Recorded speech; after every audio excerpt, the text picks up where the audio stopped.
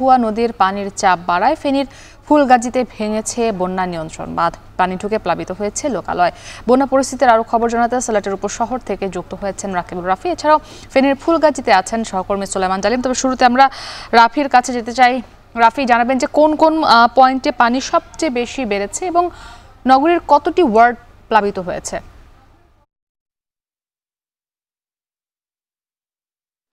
মুক্তি ৩৫ দিনের মাথায় আবারও তৃতীয় দফায় বন্যা শুরু হয়েছে সিলেটে এবং একই সাথে সাথে আমি যদি জানাই যে পার্শ্ববর্তী যে উপজেলাগুলো রয়েছে সেখানে ৩টি উপজেলা কিন্তু বন্যায় প্লাবিত হয়ে গিয়েছে এবং এখন পর্যন্ত সিলেটের আবহাওয়া অফিস তথ্য মতে গত ৪৮ ঘন্টায় ২৬০ মিলিমিটারের বেশি বৃষ্টিপাত হয়েছে এবং এখন পর্যন্ত বৃষ্টিপাত অব্যাহত রয়েছে। এবং এই যে আপনি দেখতে পাচ্ছেন, আমি ঠিক দাঁড়িয়ে আছি সিলেটের সুরমা নদীর পাড়ে এবং এখানকার যে অবস্থাটা দেখেছি এসে যে পানি হুট করেই মিনিটের মধ্যে বেড়ে যাচ্ছে এবং একই সাথে সাথে স্রোতের পরিমাণটাও বাড়ছে। এবং এই মুহূর্তে আমরা যেটা পানি উন্নয়ন বোর্ডের সর্বশেষ তথ্য মতে পেয়েছি যে সুরমার গোয়াইনঘাটের সারিঘাট পয়েন্টে বিপদসীমার ১২ সেন্টিমিটার এবং কানাইঘাট পয়েন্টে ১১৩ সেন্টিমিটার এবং কুশিয়ারার অমলশীত পয়েন্টে ৬৬ সেন্টিমিটার এবং শেওলা পয়েন্টে ১৮ সেন্টিমিটার এবং শেরপুর পয়েন্টে ৫ সেন্টিমিটার এবং ফেঞ্চুগঞ্জ পয়েন্টে ৯১ সেন্টিমিটার উপর দিয়ে প্রবাহিত হচ্ছে। তবে সিলেটের যে সুরমা নদীর পানি সেটা এখনও বিপদসীমার ৩ সেন্টিমিটার নিচে আছে। তবে ধারণা করা হচ্ছে যে সময় যত এগোবে এবং দ্রুততর সময়ে কিন্তু পানি বৃদ্ধি হচ্ছে এবং বলাই যাচ্ছে যে বিপদসীমার উপরে যে সীমানা রয়েছে সেটা কিন্তু সুরমা নদীর পানি যে সিলেট পয়েন্টটা রয়েছে সেটা অতিক্রম করবে।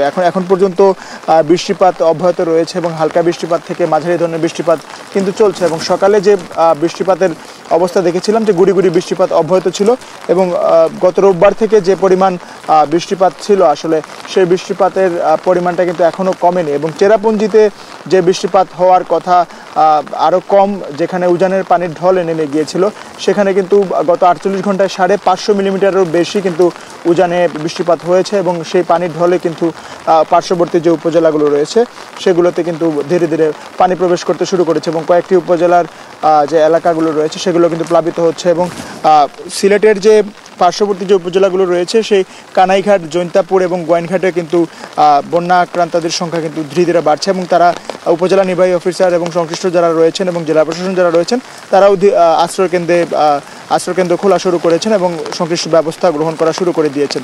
তো এই ছিল আমার কাছে সিলেটের বন্যা পরিস্থিতির সর্বশেষ খবরাখবর। মুক্তি, সিলেট থেকে আমরা একটু ফেনীর খবর জানতে চাই। ডালিম, ফুলগাজীর জানাবেন কোন কোন স্থানে বাঁধ ভেঙেছে, সেই সঙ্গে মুহুরী ও কহুয়া নদীর পানি বেড়ে কতটি গ্রাম প্লাবিত হয়েছে?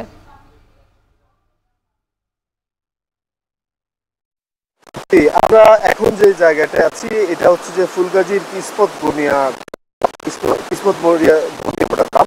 গতকাল এশার রাতের পর থেকে হঠাৎ করেই কিন্তু পানি বাড়তে থাকে। সেই পানি বাড়ার সাথে সাথে কিন্তু এই জায়গাটিতে কিন্তু এখান আমরা যে জায়গাটিতে আছি এখান থেকে ২০ মিটার দূরে কিন্তু একটি বাঁধ ভাঙে এবং বাঁধ থেকে আমরা দেখাতে চাই যে পুরো গ্রাম কিভাবে প্লাবিত হচ্ছে। এই স্থানটি ছাড়াও ফেনীর কিন্তু পাশের যে উপজেলা রয়েছে পরশুরাম উপজেলার শালদর এবং দৌলতপুর এবং কিসমতপুর মোড়ার আরও একটি গ্রাম, মোট নদীর বন্যা রক্ষা বাঁধের যে ৪টি স্থানে কিন্তু ভেঙেছে।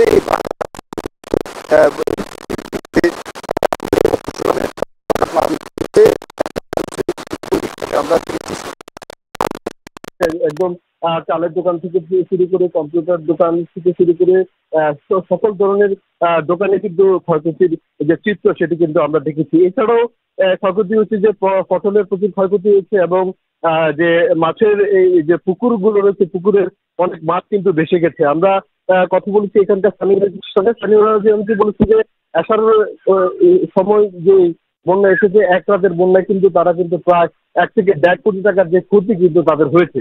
এই ক্ষতি পুষিয়ে কখন উঠবেন সেই নিশ্চয়তা কিন্তু নেই। আমরা যেটি দেখেছি যে প্রগতি পরশুরামের যে বন্যা পরিস্থিতি এটি কিন্তু কোনো এক বছরের নতুন নয়, প্রতি বছরই কিন্তু এখানে বন্যা হয় এবং বাঁধ ভাঙে এবং মানুষের ক্ষয়ক্ষতি হয়।